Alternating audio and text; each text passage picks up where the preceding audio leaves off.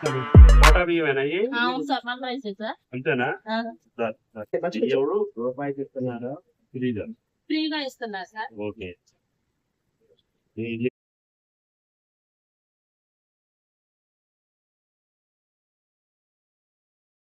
దేశంలో పేదలకు సన్నబియ్యం అందజేస్తున్న ఏకైక రాష్ట్రం తెలంగాణ.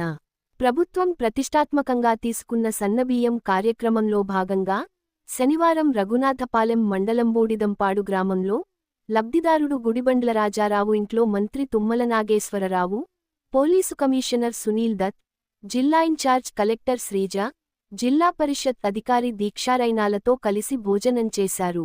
ప్రభుత్వ సన్నబియ్యం పథకం వల్ల కూలీ చేసుకునే కుటుంబం కూడా నేడు సంతోషంతో సన్నబియ్యం భోజనం చేస్తున్నారని అన్నారు. గతంలో ప్రభుత్వాలు రేషన్ కార్డుల ద్వారా అందించే దొడ్డుబియ్యం బయట మార్కెట్లో 10 రూపాయలకు అమ్ముకొని కూలీ చేసిన డబ్బులతో సన్నబియ్యం కొనుక్కోవాల్సి వచ్చేదని, ప్రస్తుతం ప్రతి ఒక్కరికి ప్రభుత్వనందించే సన్నబియ్యంతో సంతోషంగా భోజనం చేస్తున్నారని మంత్రి అన్నారు. పేదలు కూడా ధనవంతులలాగా సన్నబియ్యం తినాలనే లక్ష్యంతో ప్రభుత్వం సన్నబియ్యం పంపిణీ చేస్తుందని, సన్నబియ్యం పంపిణీ అర్హులకు మాత్రమే అందాలని, ఎక్కడా పక్కదారి పట్టకుండా అధికారులు జాగ్రత్త వహించాలని, ప్రభుత్వనందిస్తున్న సన్నబియ్యం పథకాన్ని పేదలు సక్రమంగా వాడుకోవాలని మంత్రి తుమ్మల కోరారు.